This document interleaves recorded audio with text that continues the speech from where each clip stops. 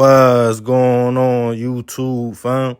This your boy Tony 2 times, and we back with another episode of Hood Tales, man. Before I start, be sure to tap that like button. Definitely watch this video to the end to hear the full story and all the details in the case. For the day one fam, y'all already know it's all love. Thanks for tuning back into another episode. If you're new to the channel and you feeling the content, feel free to subscribe. Definitely hit that notification bell so you can be notified every time we drop a new video. Oh yeah, feel free to share the channel with your peoples. Everybody is welcome. Let's get right into the story. Marriage can be a beautiful thing. When you finally meet someone, get to the point where you feel like they are the person you want to share your life and future with. As newlyweds, when you are still fresh and in love, it all seems so perfect.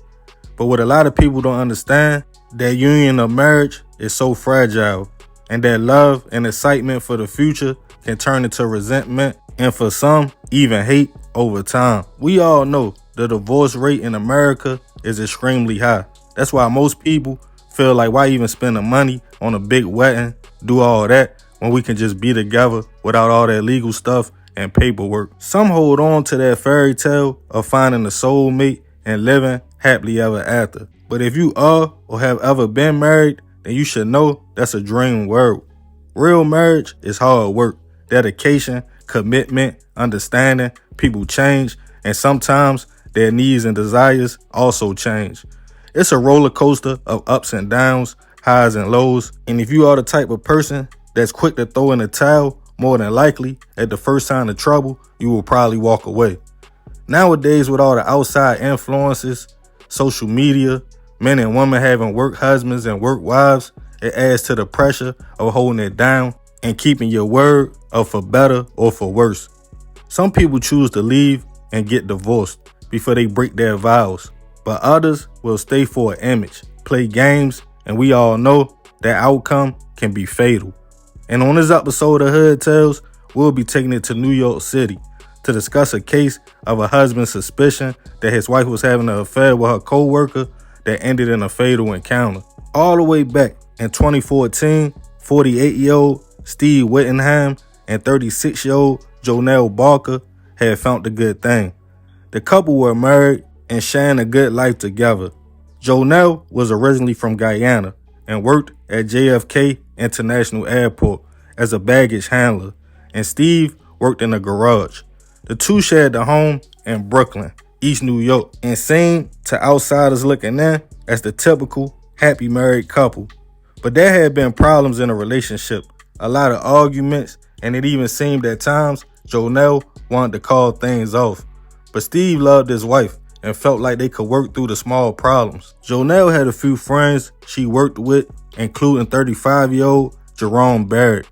Jerome was also married, and his wife was 4 months pregnant at the time. The friends often talked and conversated during their shift at the airport, and Jerome had a lot of things going on. Him and his wife had recently came back from Virginia to visit his father in early December of 2014. He was losing his battle with cancer. With his wife right by his side, Jerome was being strong, but his father unfortunately took his last breath with the family all around. Jerome and his wife returned home with plans to attend his father's funeral that next week. Back at Jonelle's and Steve's house, he felt something was off with his wife. She was texting more, stepping out to take phone calls, and seemed like she was only happy when she was headed off to work. Steve at first brushed the whole thing off. The fact she could have been being unfaithful, thinking, yeah, his wife had friends, but she would never cross that line. But people who knew Jonelle and Jerome felt otherwise, especially co-workers who thought the two were way too close to be both married. On December 16th, 2014, Steve was at home relaxing. It was after midnight, and Jonelle wasn't home. His phone would ring. It was an anonymous caller asking Steve did he know where his wife was at, and then told him, if not, head to the area of Louisiana Avenue and Seaview Avenue in Brooklyn. At about 1 a.m., Steve pulled up to the location. He spotted a car that looked like Jerome's car. As he walked up to peek through the window, he saw something that would shatter his world. Jonelle and Jerome getting it in, both unclothed in the back seat. In a jealous rage, Steve opened the car door and grabbed a knife. After swinging the blade back and forth a few times, Jerome pushed away, tried to grab his clothes and wallet, and run to a nearby building. But it was too late. The man collapsed, clothes still in his hand, as he had been hit up multiple times in the chest and arms. Jonelle was still in the back seat. She also was suffering from wounds. Steve noticed his wife wasn't moving and put her in the trunk of Jerome's car and drove off. At the building, tenants who saw Jerome land on the ground called NYPD, who responded to the location to find Jerome laying in the hallway, unfortunately pronounced gone at the scene. Trying to understand what happened, detectives realized the man didn't have on any clothes.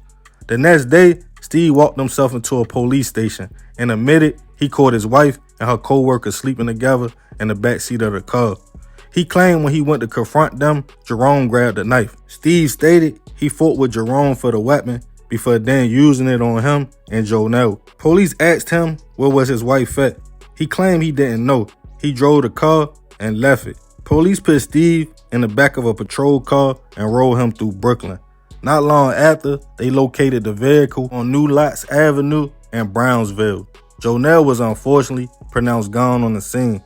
Steve was taken into custody, charged with first-degree and second-degree hit. The couple's family and neighbors were all in shock. No one knew they were having any problems in their marriage, and definitely would have never thought Jonelle would step out on Steve. On Jerome's end, it was also the same.